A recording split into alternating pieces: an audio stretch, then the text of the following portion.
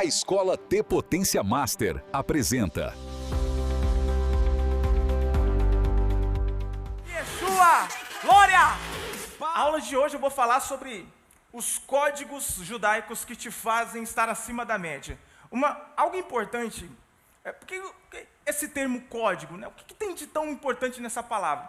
Na verdade, código você pode interpretar como uma chave, como de fato um segredo que será revelado para você, para que uma vez que você coloque isso em prática, você venha viver transformações relevantes na sua vida. Então hoje eu vou falar de coisas.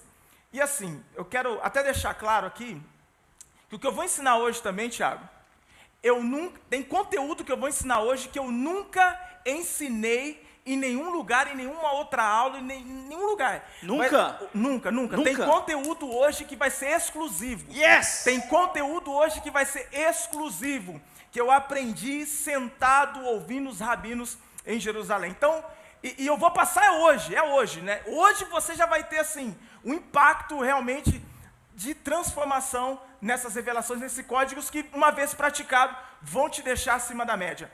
Amanhã... É que não dá para falar assim, né? Essa aula é melhor, porque todas as aulas são fantásticas. Mas amanhã nós vamos falar sobre os códigos proféticos das festas bíblicas. Por que eu fiz questão de colocar festas bíblicas? Porque ao contrário do que muitos pensam, que chamam de festas judaicas, mas na verdade não são festas judaicas. Não? Não. Porque amanhã, quando a gente lê o texto, nós vamos ver que claramente Deus, Ele determina que essas festas são dele. As festas são dele. E nós, como povo de Deus, nós participamos dessas festas. Agora, não é só praticar uma festa. Pera. Vamos aprender! Mil. Glória! Bora! Vamos aprender, é isso aí. Bora, próximo. E aí, aula 3, vamos lá. Nós vamos falar sobre o principal código para o crescimento espiritual e material. Aí, de novo, né? Essa aula, porque essa aula eu vou ensinar um termo, uma expressão na prática de um código mais importante do exército israelense, que é Kadima Leistaer.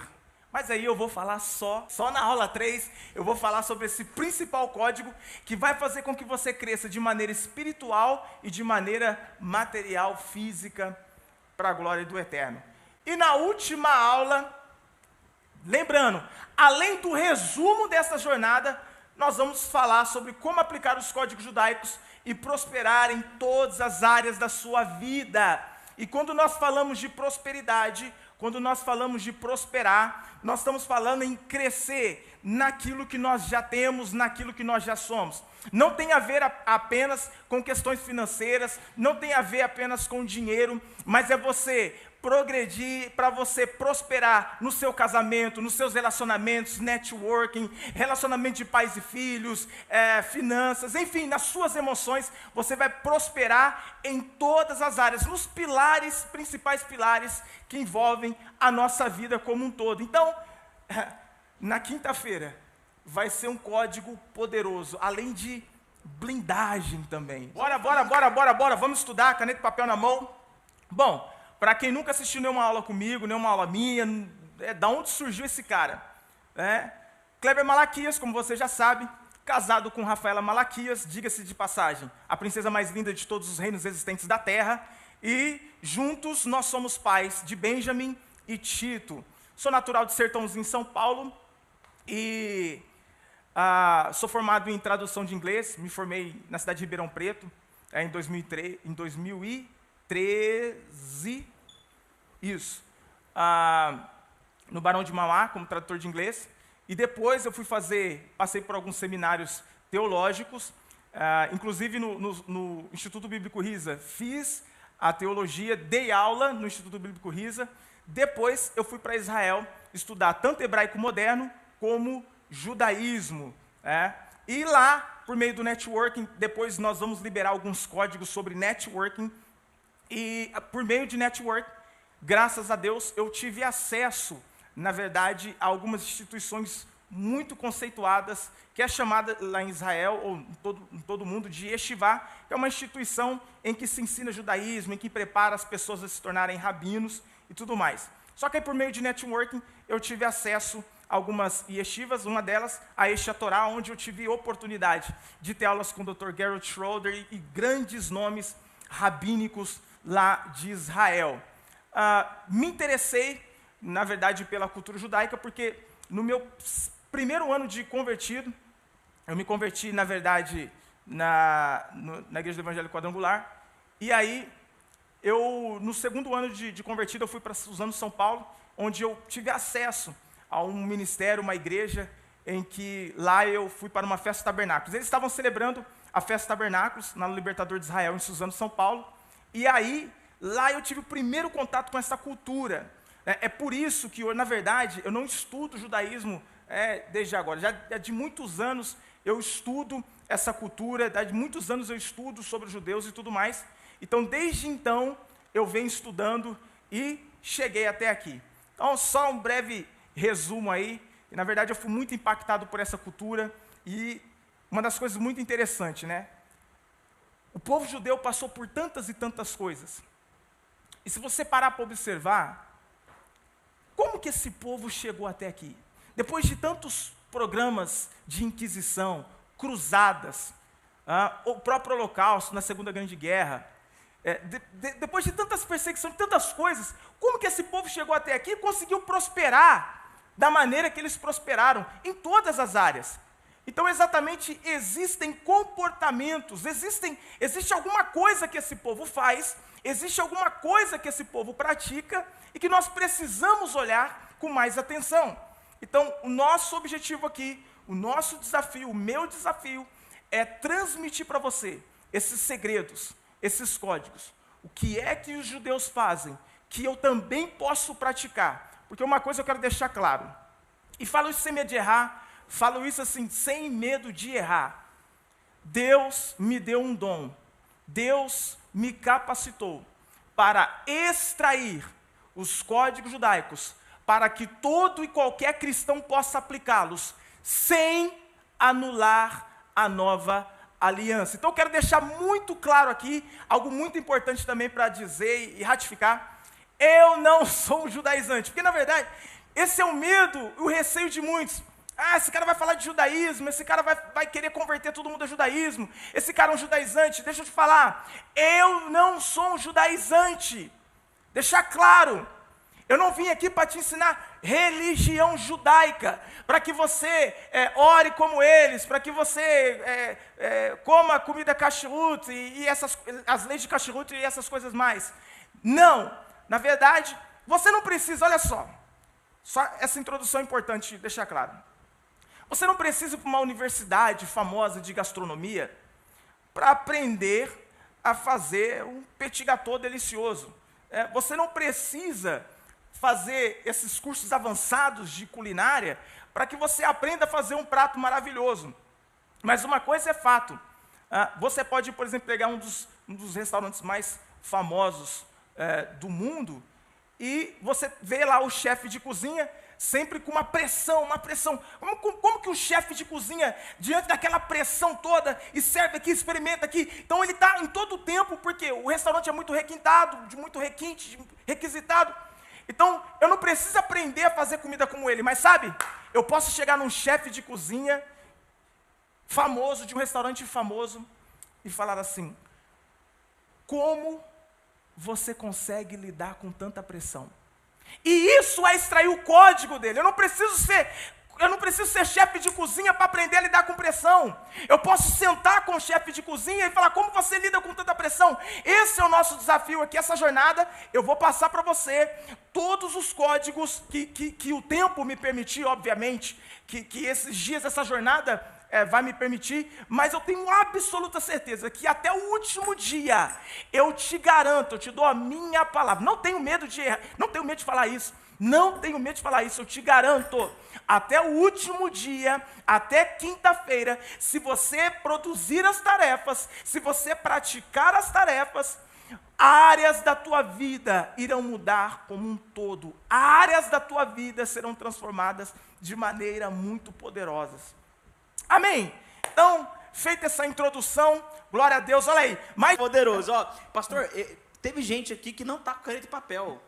Não tá com Como caneta e assim? papel. Como assim? É necessário que você anote, é necessário que você tenha caneta e papel, é necessário que você faça, porque existem informações que eu vou passar, existem códigos que eu vou transmitir, que talvez eu vou dar ênfase em determinada coisa, mas para você vai fazer sentido a introdução, aquilo que eu estou falando no meio. Então é importante que você transmita para o papel, para que a sua retenção possa ser muito maior e melhor.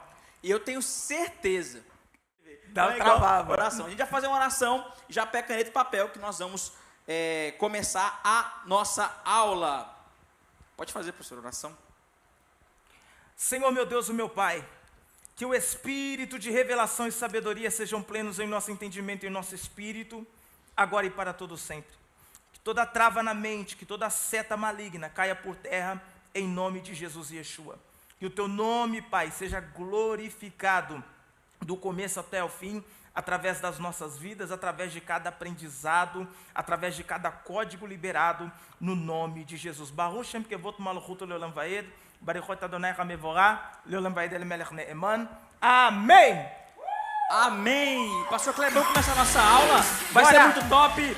1.600 pessoas ao vivo, prontos, né, para poder extrair esses códigos maravilhosos. Então, você não precisa se converter ao judaísmo, você não precisa ser judaizante, nada disso. Você só precisa crer em Deus, seguir a Cristo e extrair esses códigos maravilhosos para que a gente possa caminhar com mais fluidez em áreas que até então talvez não te foram reveladas. Pega papel e caneta na mão. Bora! Então, a aula de hoje eu vou falar sobre os códigos que te fazem estar acima da média. Então, o que é? Vamos lá, qual é um código aí que o judeu pratica? Que faz com que ele esteja, ou eles estejam acima da média? O que é que eu posso fazer, que eles fazem, que me deixarão, que vão me deixar, essas atitudes, essas tarefas, esses códigos me deixarão acima da média? Uma delas é o conceito de felicidade. Olha só, então vamos lá. Vou escrever aqui a palavra feliz. Conceito de felicidade. O conceito de felicidade no judaísmo é diferente do que nós temos aqui no Brasil, tá? Então, em hebraico, eu vou escrever aqui com letras hebraicas, e aí na sua casa você tenta copiar e desenha aí o nome de Jesus, Deus vai te dar graça. Vamos lá. Ó. Besimcha.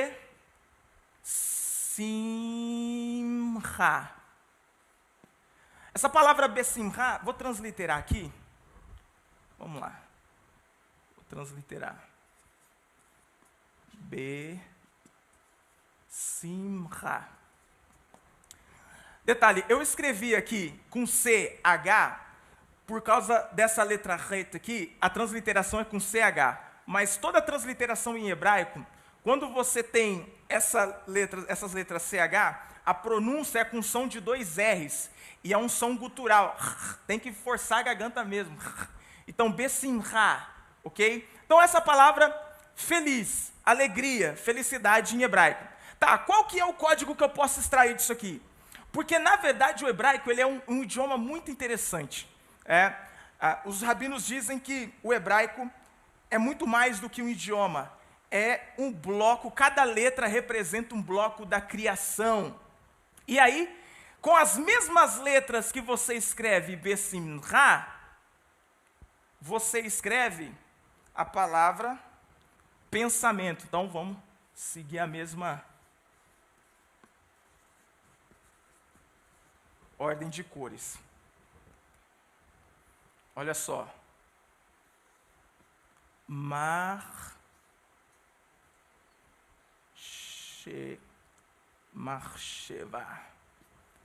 Olha só, as mesmas letras. Marcheva, que é pensamento. Vou transliterar aqui, ó. Marcheva.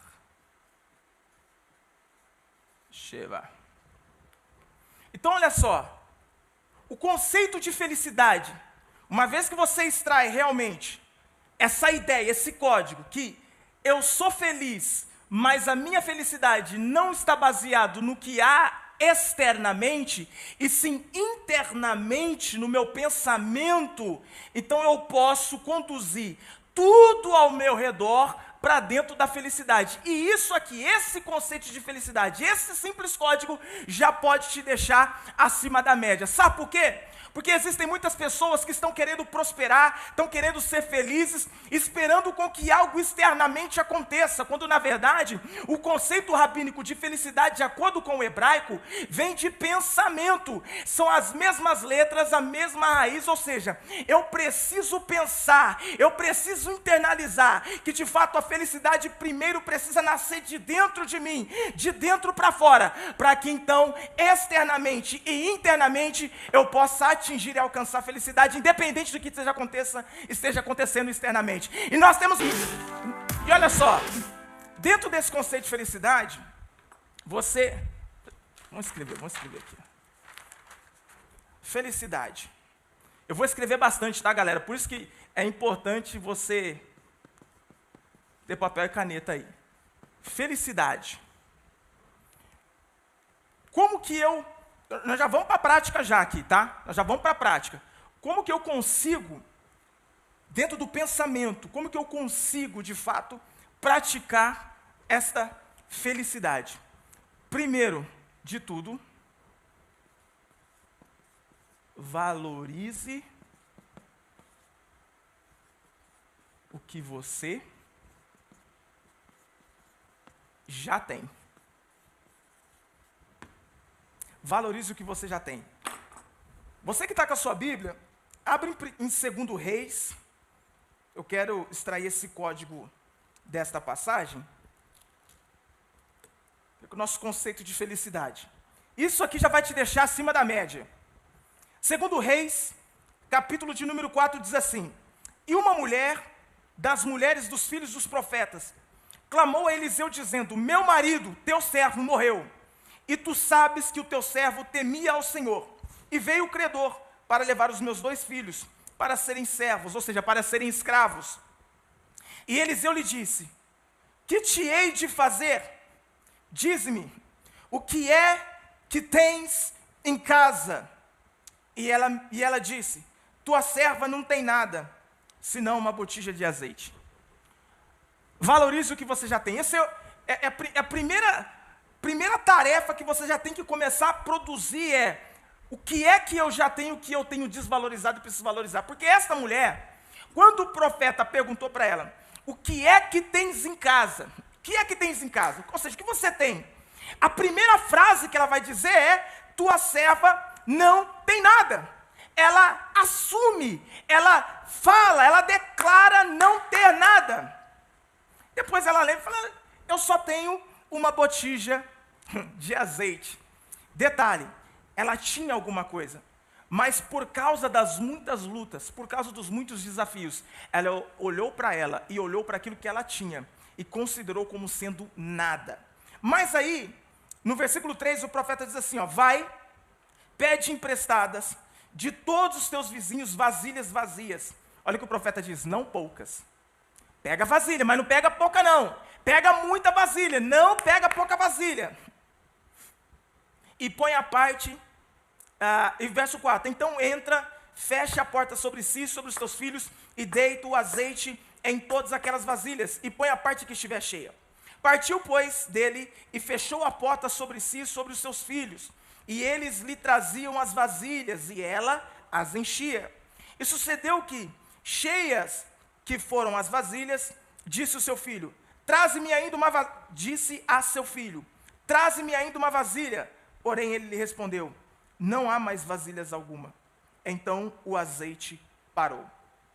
Então veio ela e o fez saber ao homem de Deus. E disse ele: vai, vende o azeite, paga a tua dívida, e tu e os teus filhos vivei do resto.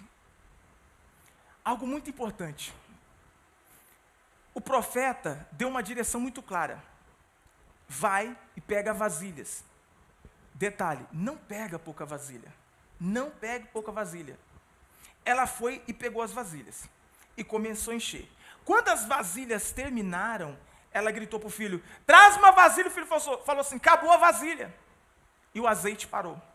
Ou seja, aquilo que Deus estava produzindo através do que ela já tinha, só cessou porque ela não havia se preparado além do que o profeta havia dito.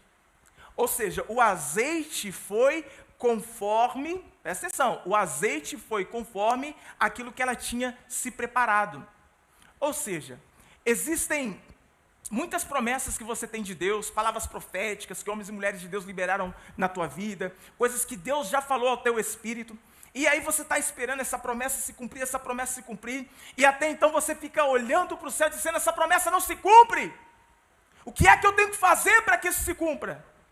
Quando na verdade, você não está se preparando de maneira alguma para que esta promessa se cumpra na tua vida. Ou seja, você precisa caminhar debaixo da palavra profética. E o código é esse, porque você pode olhar e falar assim, mas como é que eu vou caminhar debaixo de uma palavra profética, sendo que eu não tenho nada, eu não sei nada, eu não sei fazer isso, eu não sei cantar, eu não sei tocar, eu não sei pregar, eu não sei o quê, eu não tenho diploma, eu não tenho nada. Deixa eu te dizer, toda vez quando você falar assim, eu não tenho nada, creia, Deus está olhando para você e dizendo, você tem algo sim. O problema é que muitos de vocês têm desconsiderado essa botija, vasilha de azeite. Porque ela mesmo diz, a tua serva não tem nada. Mas deixa eu te falar, pega o código. Muitas vezes, você olha para o que você já tem e considera como nada. Mas, na verdade, esse nada que você está considerando nada, é tudo que Deus precisa para fazer o teu tudo. É tudo que Deus precisa para produzir um milagre na tua vida. Então é necessário que você valorize o que você já tem, considere o que você já tem como sendo um presente de Deus. Como sendo um presente de Deus. Uma outra questão, ainda dentro da felicidade, vou mudar a cor aqui. Olha só.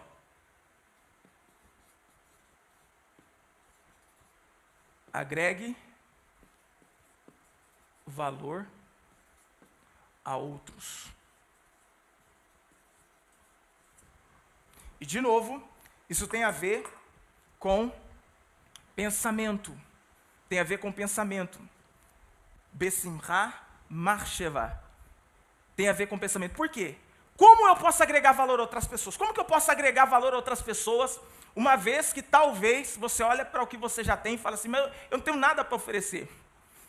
Eu me lembro, muitas vezes, eu vi pregadores, pastores, subindo nas plataformas, nas naves, no púlpito para pregar, e muitas vezes ouvia eles dizendo assim, olha, hoje eu estou aqui, graças a todo mundo, eu estou aqui, mas eu quero dizer que eu não tenho nada para oferecer. Não tenho nada para oferecer aqui de mim, eu não tenho nada, que é só o Senhor.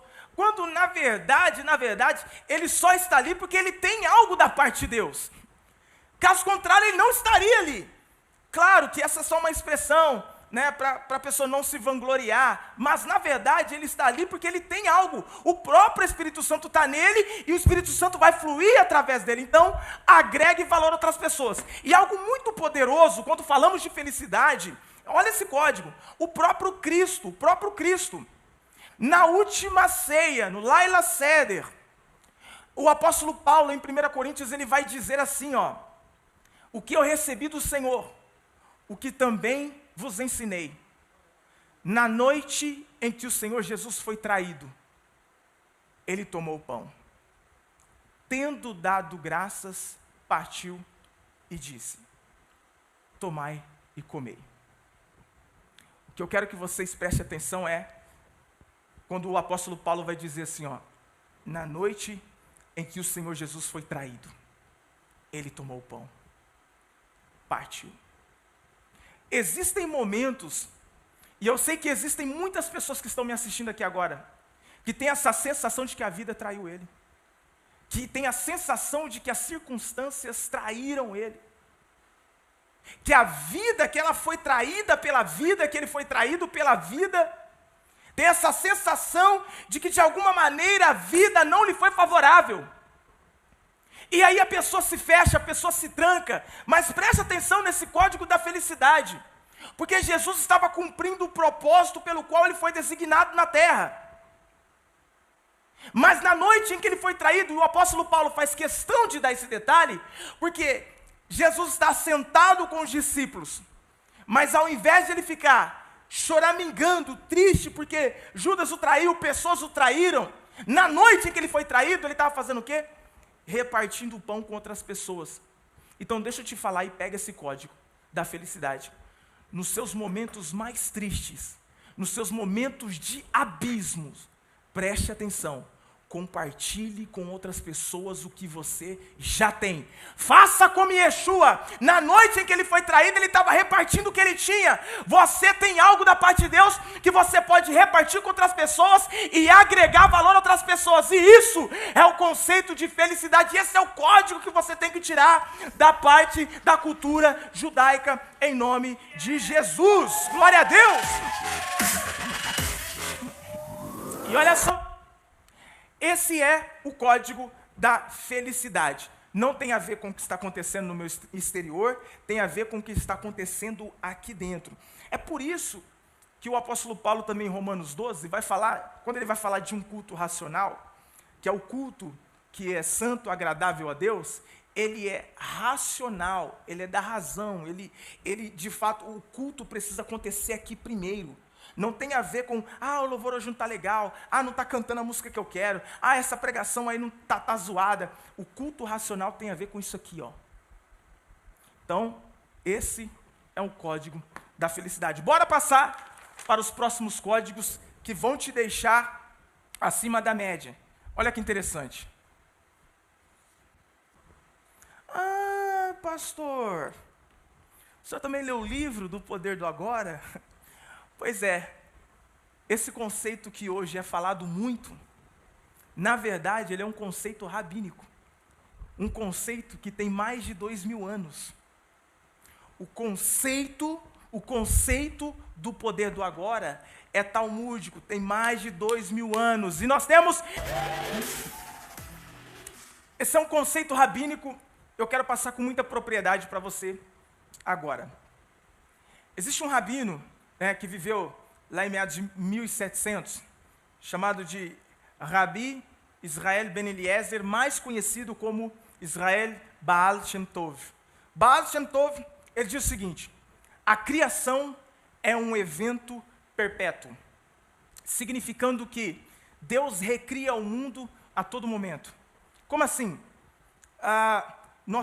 Eu tenho aqui, eu estou com um café aqui, e na verdade, café, que vem do hebraico, café, que quando você traduz significa café. Mas o café só está aqui agora, porque ele passou primeiro por um processo até chegar aqui.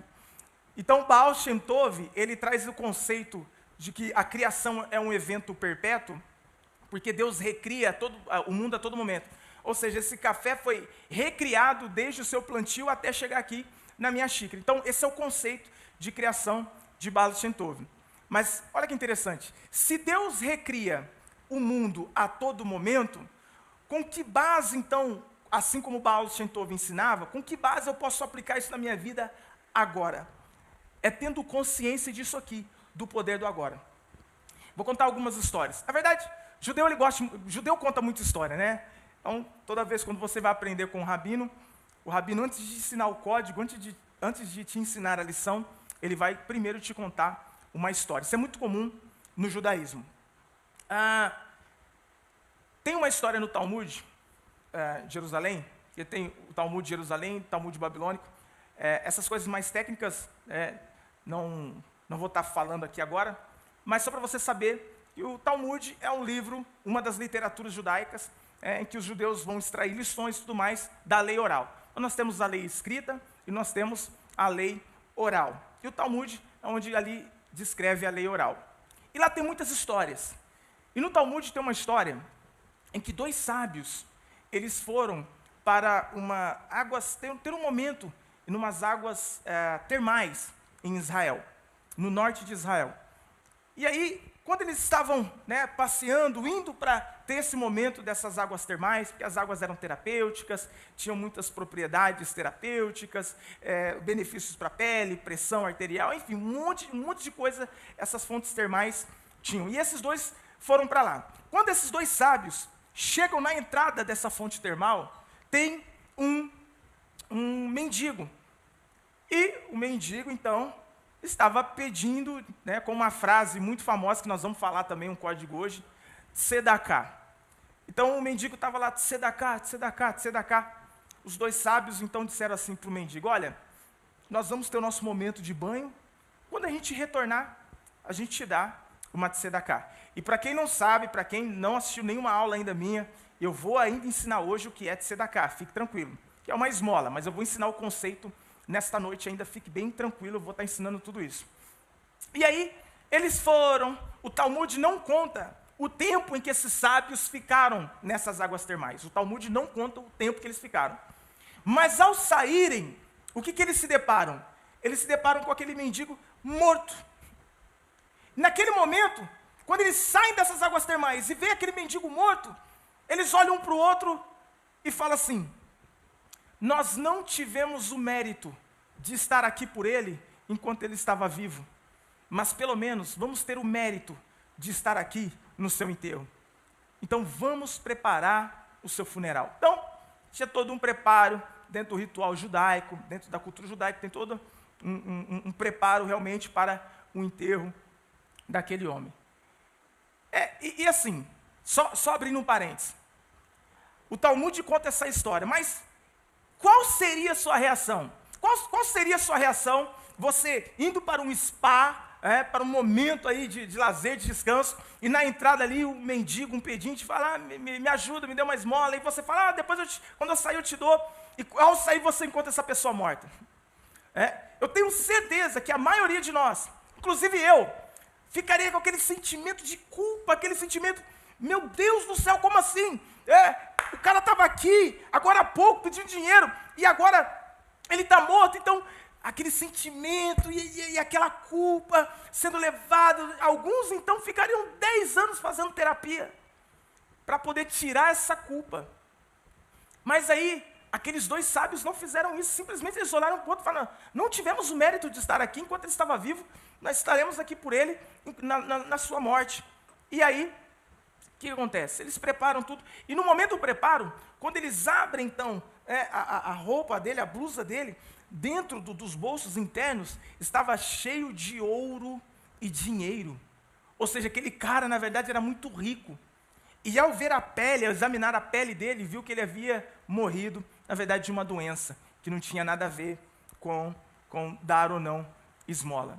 E aí a história do Talmud termina aqui. Na verdade, uma das histórias mais intrigantes do Talmud. Eles acham ouro, dinheiro, e aí, querendo nos ensinar. Aí, obviamente, o Talmud tem uma história, depois vem vários comentários de vários rabinos.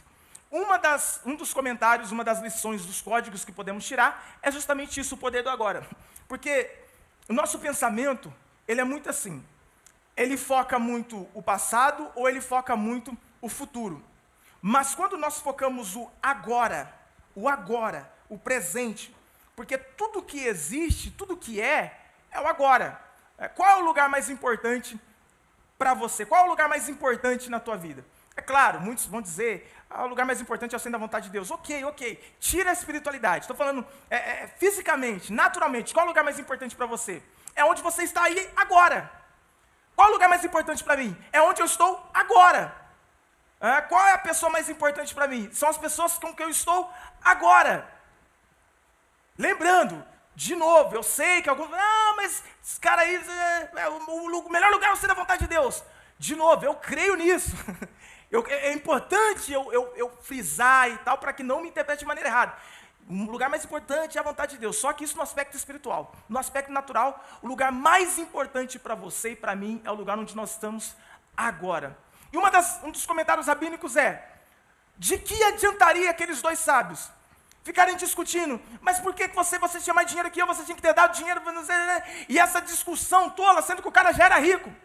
Se eles não preparassem o funeral dele, ou seja, se eles não focassem no agora, o que eu posso fazer agora? Eu não estive aqui enquanto ele estava vivo, mas eu estou aqui com ele, ele está morto, o que eu posso fazer agora?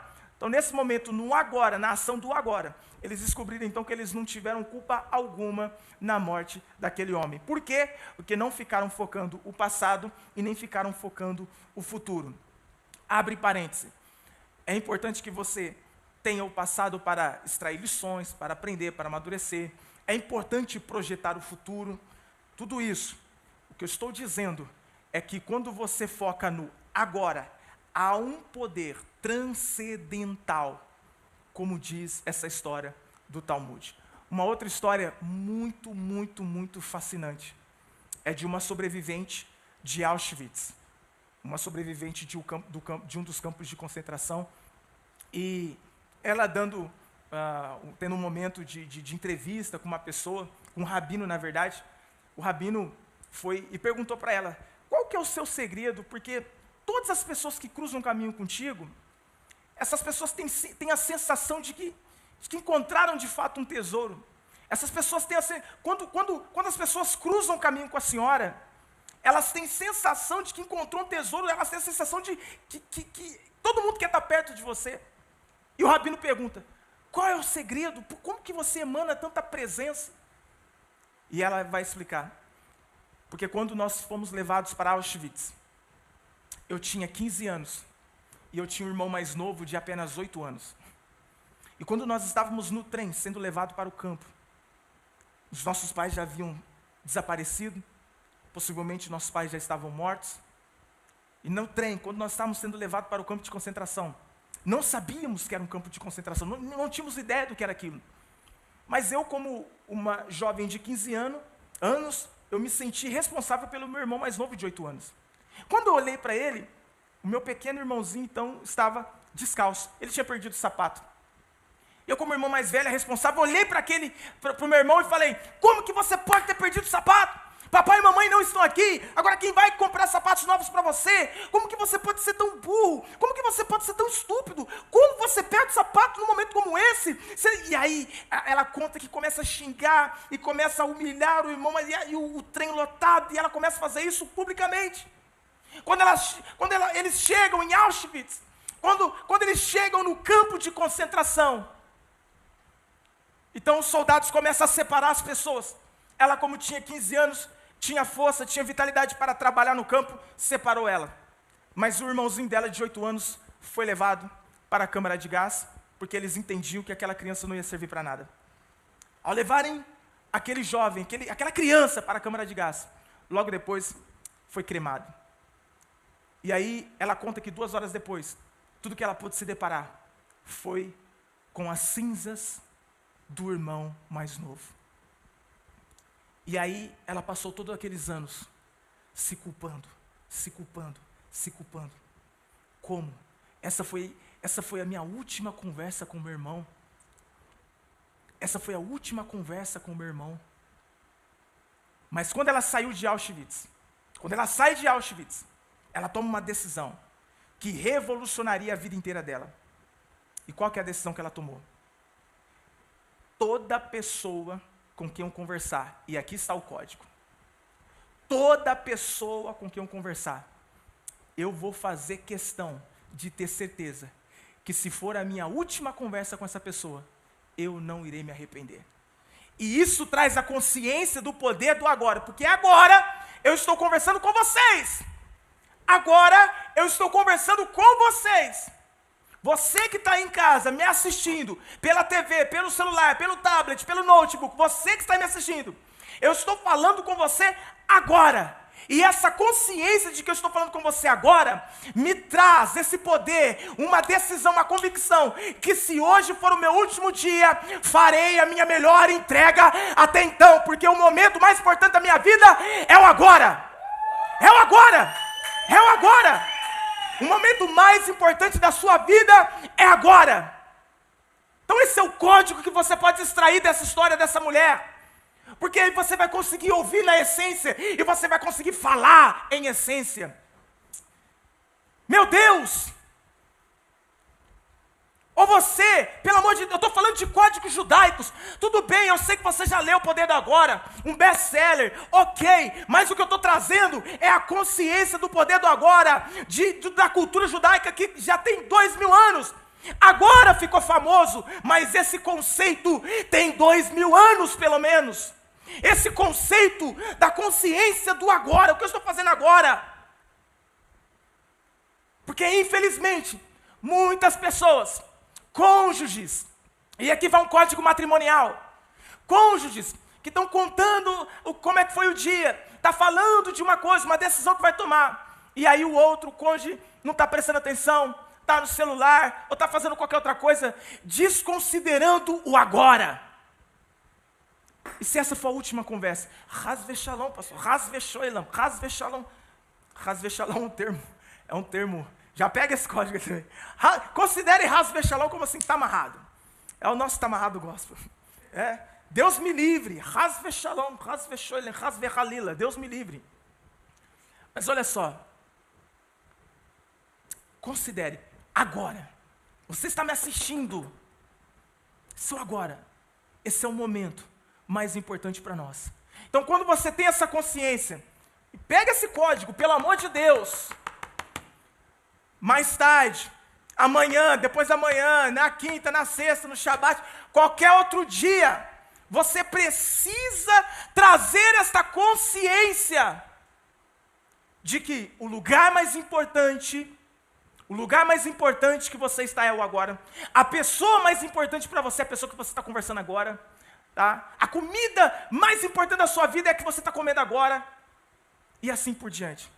Isso, eu te garanto, quando você traz na prática esse conceito, eu te garanto, isso vai te deixar acima da média. Sabe por quê? Porque toda pessoa que cruzar caminho com você vai ter a sensação de que encontrou um tesouro. Mas todo aquele que se assentar com você para te ouvir, vai ter convicção e certeza que você é um tesouro vindo do céu para agregar na vida de outros. Glória! Bora para mais código. O que é mais código? Será que essa galera aqui é código mesmo? Será que essa galera quer que eu libere os códigos? Eu estou na introdução, hein? Se inscreva no canal, curta esse vídeo e siga nosso Instagram para ver muito mais conteúdos como esse.